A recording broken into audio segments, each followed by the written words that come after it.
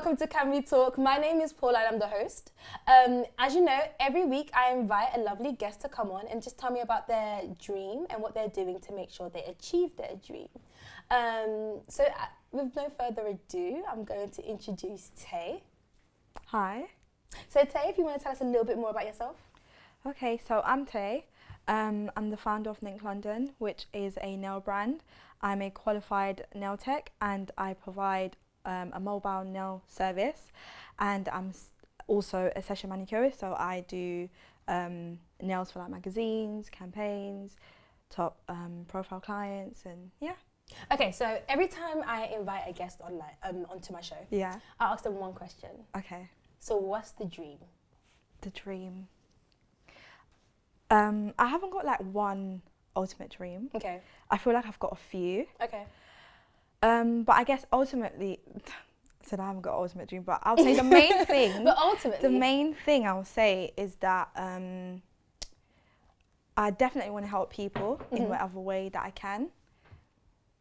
That's interesting because I thought maybe the whole reason you're being you being a nail tech artist is that you want to make sure you are known worldwide for your, maybe not worldwide, but maybe like you want to be known for your craft.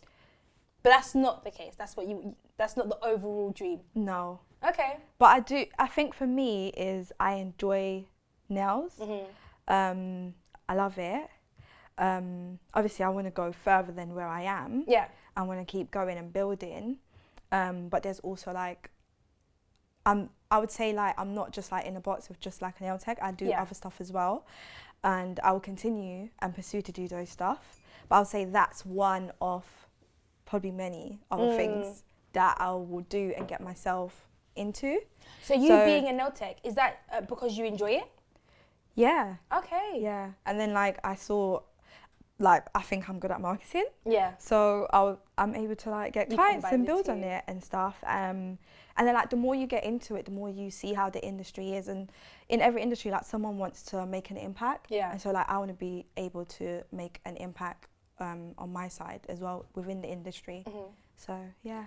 And how, because you don't do you do acrylics? No, I'm qualified. Yeah, right. You but don't currently do acrylics. I don't. I just work on natural nails. Yeah, right exactly. now. So that's very different from what a lot of the nail scene is actually about, because Yeah. right now acrylics is in style. I mean, it's always been in style. Yeah. So what's it been like trying to figure out and carve out a path for yourself as a natural nail artist? Okay, so when I started off, I got qualified. I'm qualified in everything, so I'm qualified in acrylics, gels, extensions, gel polish, normal polish, manicure, pedicure, all of that stuff. So the whole nail thing I'm qualified in. So like even if there was a nail trend, like I'll be able to, if I pick up the system or whatever to do it, I'll be able to do it because I understand the whole concept. And when I started out, I was basically doing everything. Like I was offering acrylics at some point in the beginning first, and then when I graduated from uni, because I don't know if you remember, but I did do nails whilst we was at uni, but it wasn't like how I'm doing it now. It was just we was at uni, and if I got clients or someone to do their nails and they remembered that I did it and they messaged me, I'll be like, okay, I'm free, I'll do it. Then there was a point where like I actually like said no because I wanted to get like a first in my degree, so I was like, no, I'm not doing anything. Yeah. And then when I graduated, I worked on my craft, and then I think you kind of just learn what you like most of. Like you have, so you know, like a lot of people are not aware that there's a whole side in the industry that is actually just natural nail tech. There's a whole side. Like they're not interested in doing, so they're not interested in doing acrylics, not interested in doing extensions. There's a whole other side of it. Like the industry's big. So yeah, I think, was it 2019? I was based in a, like part-time based in a salon. And I had my clients, and like deep down I know that I love natural nails more than extensions, and that's just to do with like my background of how I even like became to like actually like nails. Yeah. Because I focus more on my natural nails than like getting extensions, so that's where that comes from basically. And then my clients basically just, like I had clients where I'll do the extensions and then the next appointment they want just like gel manicure, so like Yeah. just natural nails. And they literally was like, I can tell the difference, like you really love natural nails more than extensions. Yeah. And like it got to a point when I was like, I remember that year as well, I was like, this year I'm gonna be honest, like, and I was like, yeah, I do. And then I was like, you know what, I'm not doing extensions, no. And then I remember the salon owner was like trying to encourage me to get back into like doing acrylics, and I was like, no, that's not what I want to do. So I was like to her, I think you should get another nail tech. And then I basically just continued, because my client base are mostly like 9-to-5ers, so like they're very natural. They like their nails like nude, nothing bright, nothing crazy. Like if they have nail art, it's probably because they're on holiday and they've got like so crazy, because I can't imagine nail art. doing my natural nails. I love acrylics so much. Yeah. So okay, so that's that. How are you balancing your side hustle and work at the same time? Because when you've got like a goal, a dream, something you want to achieve, and then you've got your 9-to-5 that you might like, but it's not really the ultimate goal. How are you balancing both? Okay, so when I was doing contracting, because that ended in like, okay, we're not at COVID yet, are we? Okay, Not wait, yet. so in 2019, well, I've been doing nails the whole time when I was in my 9-to-5, I was always doing nails. And for me, how I did it was go to work, 8, finish 5, on my way home, that was at my break, and then got home and literally just change and everything, get into my gear, and then I'll just go out to my clients after. So for me, I just saw my break as my traveling from work to home. Okay. And then on top of that, I ate a lot at work, so it was like I wasn't hungry after. And I don't know, I guess because like doing nails is actually a bit therapeutic to me. So for me, I think I just looked at it as, okay, I'm going to give these people like nice treatments, and at the same time like I feel good about it. So yeah, it was never like an issue to me. And stuff. And obviously knowing my timetable with like work, I would then know how to kind of structure and plan out my evenings and like the days. And again, like you get to pick which days you don't want to take clients, which days you want to take clients. So. So you get to pick that. So as long as you do it around like what makes you feel okay and not too stressed, then it's fine. But yeah, that's just how I handled it. And are you on Clubhouse? Yeah, I am. Okay, have you seen a lot of the I love the app, by the way. I love it so much. Yeah, no, I think it's a good idea. App. I mean, apart from all the misinformation that comes from it, I think it's a really, really good app. Yeah. But have you seen, so last week there was a conversation about hairstylists. Hairstylists and MUAs. Yeah. Right, exactly. Stories from hell with hairstylists and MUAs. And then I think, I'm not sure if it's still happening, but next week is meant to be nail techs. Okay. So I wonder if you'd be honest enough to say. Oh yeah. Do you have a story where you've been, like it's been your fault and not theirs, or has it always been the customer? When it comes to these things, I don't really look at it in that way. Okay. Especially when it comes to nails. Okay. Like I wouldn't say it depends, like, but I wouldn't say the positions that I've been in, it's been like, oh, like my fault or their fault, like especially because I've had a most recent one that I just laugh about, but gonna share? She was just mad. No, I'm not gonna share it again because of data protection for her, so I can't really share it. So if she decides to share it, then I can address it. Yeah. So yeah, I'm not gonna share hers. But I think one of the good examples that I'll give, and I did a live on it on Instagram, and I was very open. Like I got the client and me, we were very open about how she felt about my service at the time, and how I took her feedback towards me, and then how I turned it around. Yeah. And she was just like she basically like still likes my service till now. Yeah, yeah. Even though like back then she felt like she didn't get a good service. Okay. So what I would say is so you turned like a good, even though she didn't enjoy the service, she still was a loyal customer. Yeah, she became, I turned it around, she became like a loyal customer and stuff like that, yeah. So what I would say, what year was it? I think it was 2018. So 2018, there was a day And I remember this day so much because so much happened. I was basically working from a studio, and I had clients. But the first one was what was she? She was a hand model because I wanted to try something new. And then after I got a hand model in, and then I took like paying clients after her basically. Yeah. So the last client basically was unhappy, and I think she was unhappy based on timing and the quality of the results.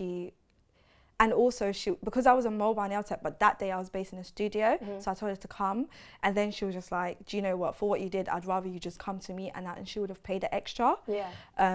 So yeah, and then she messaged me when we finished, she paid me, and then she was like, yeah, she basically just went. Then the next day she messaged me and basically gave me feedback on how she felt, and she was just like, she told me what she wasn't happy with, what she liked, and then I obviously did the thing where I was like, thank you, I'll take this on board. And I think I offered her like basically a free service next, and I'll come to her house and do it. That's what I offered her. That's good though, and then because some people don't offer anything at all. Yeah, but you see with me, yeah, like I felt a way, like not a way like towards her, but if I give a service, I want the person to feel good. Yeah. So when she didn't feel good, I actually felt upset, and I was just like, oh no, like I don't want her, because when someone leaves your service, like, and the way they feel, like that's how they're gonna always remember you by. Yeah. So for me, I was basically like, I'm turning this around. Like even if it means next year, it's different. Like she's gonna see that, you've made a difference. Yeah, basically. Changed. And yeah, I basically just worked on what she said, and I felt like her feedback was probably the best. Like, I don't know if it's bad or what's the word, criticism. Like the best criticism feedback that I received, and I actually appreciated it. And then yeah, the 2 years later, yeah, she became like a really good like client and stuff like that. And I think the issue is like with the whole Clubhouse feedback stuff is that you have to hold yourself accountable as like a business owner. Yeah, I wanted to actually ask you what you thought about that. And a lot of these people don't, basically. They don't. You mean the business owners? Business owners, yeah. Like you have to hold, even if you trust me, I've done, okay, so one of the bad customer experience that I've had where I was like, I felt like what I did was good, and they said they felt like what was done was bad, even after they said it in my face before they left that they were happy, and then the next day they text back to like, oh, can I get my money back? Blah, blah, blah. Like, so do you give people their money back then? After? Yeah, I do. Oh, okay. Yeah, I do. Wow. But with that one, there was 2 of them. So like, the first one, she showed me receipts, because I said to her, even if you want to remove it, I'll come to you for free. Like, I'll just come and remove it. Like, you don't need to pay. But they decided to, I just feel like they didn't want to pay. And so they sent a receipt saying how they went to do their removal. Then the other one was like, she's not going to do the removal. So I paid back the one that did her removal, but the one that didn't do her removal expected money back. Does that make sense? How do you work with customers like that though? Because what's the solution? Well, for me, I said to her, well, you either let me come and remove it, and if not, then I'm not refunding. But I refunded back the one that went to go get the removal. Yeah, because it's like, I've been in situations where someone's done my hair and I had to take it out 2 days after or a day after. I would expect a refund because I was like, I removed it. But if someone did the service and you wasn't happy, I don't think that they should refund you unless you're like, I want to remove it, I want to take it out. Then it's like, okay, fair enough. Yeah. But if you said you're not happy for something, but you're going to continue wearing it, why do you want your money back? So does that you make relate? Sense? Yeah. No, it doesn't. Sense. No, it doesn't. Exactly. So do you relate with, because obviously the backlash that came from a lot of the MUAs, do you relate with a lot of their anger? Because it was like, you haven't even told me how you felt, but you've gone to social media, or you've already spoken to me, why make this an open thing? Do you relate with that? Do you relate with the business owners in that sense? Because if you, for example, if that person who got their nails done and they didn't like it and told you that they didn't like it, and they told you, but they went online to tell more people about it, do you know what I mean? How do you feel about that? Because I think a lot of the service providers, hairstylists or MUAs felt like, oh, well, we've already spoken, so why speak to me about it? Why speak to everyone else about it? I think what it is, I think after they've had the service and they didn't feel happy about it, I feel like maybe they didn't have somewhere to go to leave a review. And I wasn't actually in those rooms, but I heard about what was said. Okay. And one of the things that I heard and saw in the tweets was that when people wanted to leave their reviews on they want to leave their reviews like either in the DMs or in their Instagram comments, they will literally get like deleted and blocked. Okay. So then they don't have anywhere else to express how they felt that service was, to either like warn other people, like, okay, this so it was justified, maybe basically. just to say like, oh, this is my experience, and obviously based off my experience, if you want to continue book, then you do. If not, then whatever. Yeah. And I just feel like they didn't have that platform. Another thing, what I would say is, like, with me, how I've set up my business, I've got a website, I've got Google My Business, I've got Instagram, I've got Twitter, I've got Facebook. You could go on any of those and find reviews. Yeah. You can find reviews in my highlights on my Instagram page. I've even put my own reviews on my website, and I put the name and stuff. Oh, wow. Google My Business, you can go and literally see the reviews, see how many stars I have, see location. I used to be based somewhere, but now I'm not. Miss like, Sarah. do you know what I mean? So I think with a lot of these, people call them Instagram business, it's just that they haven't got that side, like they haven't got a website. And if you do have a website, you should have like a review option, like a testimonial. And there's another thing, like Google My Business. You know, a lot of people don't know about Google My Business. How do you think I don't actually know about it. How do you think that's how you found, like when you type in, oh, Tesco's near me, it's because they're on Google My Business. Okay. Like, and all I didn't even know that was a name to it. So that's basically what you put yourself on Google My Business. Literally, you can Google NincLondon, like literally it will come up here and you see like all the reviews. So if like anyone can choose to just go on and write a review, whether it's bad or good. And I don't think I can actually control it. I can just respond. Yeah. So like even if you leave a bad review, I can respond and be like, actually, like I can say my side of it. And I think that just allows someone to Google you and be like, okay, let's see other people's experience. You know, if it's all good and one person feels like they experience bad and want to put it on there, they can put it on there and I can choose to reply how I want accordingly. So if someone else comes and see the review, they can be like, oh, okay. They can balance out, okay, you know, oh, should I go with them or not? Yeah, they have enough informed information. Yeah, and a lot of them don't. And I think what it is, these customers feel that, oh, they probably feel, oh, you do such a bad service, but yet like you're doing all these people, and then they've probably met other people that's like, oh my gosh, I had a bad experience with that person as well, same, and they're like, but people keep going and no one knows. And I think that's it. I don't know why some businesses don't have like a review section or this or that. It's needed, especially during these times. Yeah, because even on my business page, like if anyone writes bad comments in the Instagram comments, I don't delete it. I just respond to you. I respond to you accordingly.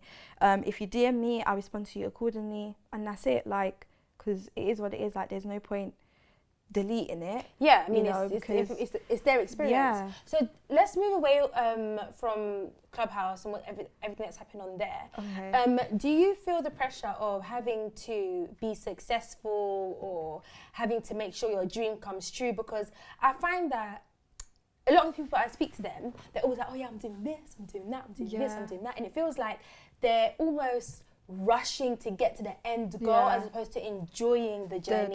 But it's really hard trying to enjoy the journey because you want the success. You want to make that money. You want to do well for yourself. So how do you balance having this like big dream, a big goal, and being realistic and taking your time and not thinking, okay, well, tomorrow I might not be a millionaire, next week I might not be a millionaire, but one day my time will come. So how do you take that in? How do you process that? Or like don't get caught up in like, oh, like looking or being successful full time, basically. And then that's how you have people buying like loads of designer or trying to like emulate what they see on Instagram, and it leads them worse off. So how do you? Well, I don't really look at those stuff. Like, I'm not even a designer person anyways. Like, and even like I don't even know if I'll even get into that. But I don't know. I don't feel like I get caught up in all of that because I know the age that I am. I know the experience that I've got, and I know where I'm going. And I am realistic. Like, I'm not gonna think, oh yeah, like I'm gonna wake up tomorrow and like, or expect that I should wake up tomorrow 10 million pounds. and have like all this money all at once. Like, it's a journey, like you said, and you should focus on that rather than like, oh my gosh, like I want to be here. I need to do this and that. Obviously, work towards that, but don't get caught up in it. Do you find yourself ever getting caught up in it though, or did you ever find yourself getting caught up in it in the beginning of your career stages, like when you first started off your business? No. Okay. I don't think I've ever been caught up in it. Okay, that's because good. It's like slow and steady wins the race. Do you know what I mean? And yeah, like things happen. Like I'm pretty realistic. Like if things will happen, and maybe because so in the last 2017 till now, like I've been doing nails, but I've had my months where like 1 month I literally had to actually sit down and think, actually, I can't do nails for a month, or I can't do nails. Like when I was working in corporate, I wanted to get a promotion, and like I was doing both, but then it got to a point when I was like, I need to put more work in getting the promotion. Yeah, so and that's the realities of having to balance both. Yeah, and the promotion was so I could get more money, so that I can invest more into my business. So it was just like, okay, there was a period where I had to literally like slow it down with NincLondon, and that's what I did. And I got my promotion. And that's totally okay. And then I went back up, going ham with the business. So like, do you know what I mean? Yeah, it's fine for that. Like, look, COVID's happened. Like, imagine if like I had that mindset where it was like, oh my gosh, I'm not going to be able to do this or that. The way that I've been able to adapt and stuff, I probably wouldn't have been able to do it if I was like caught up. Because I've been around people like that basically. And I think what it is like, it stops them from actually focusing, okay, what's my next step? What do I need to do? What's my strategy? Instead, they're just thinking, oh my gosh, I need to get to here and I'm not there. And they're missing out on all like the ideas and like planning what they could do to get it. So yeah, I don't get caught up in it. Like it is what it is. Like I'm the type of person, like even if I was to have like a really nice car, no one's knowing. You're gonna see me drive a banger. Private, Yeah, you're not gonna see like. I've already made up my mind. Like there's certain things you just won't know about me.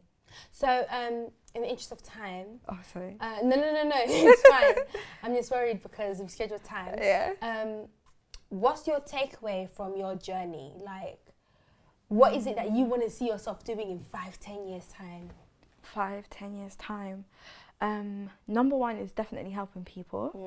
But how do you want to help people? Because you mentioned that, but you didn't really specify how. Like I want to in the past I've helped people like get jobs. I've helped people get nail clients. Like I've passed on a lot of clients to people, or like if people come to me. Like a career coach.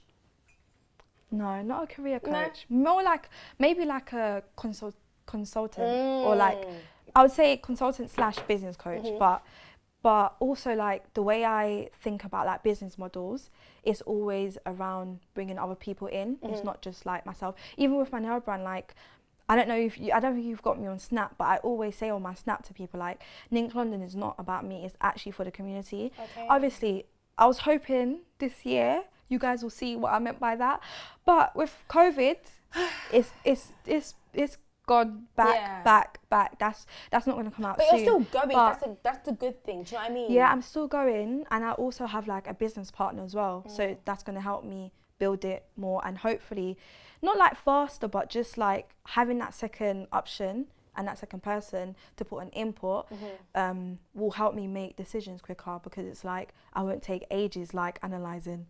I've got someone else to also help.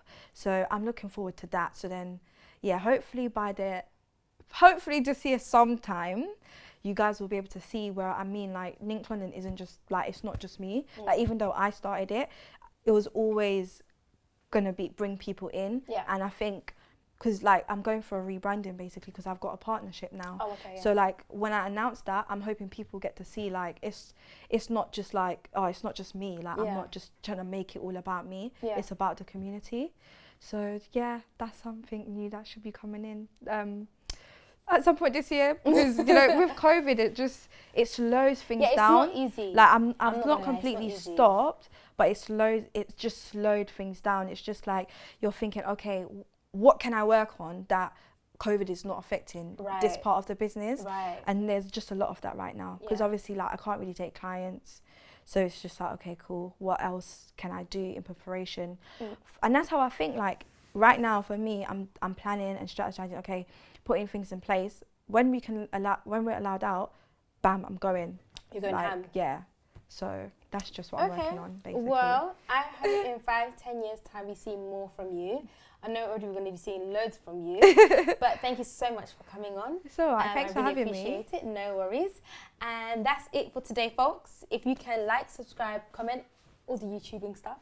And I'll see you next time.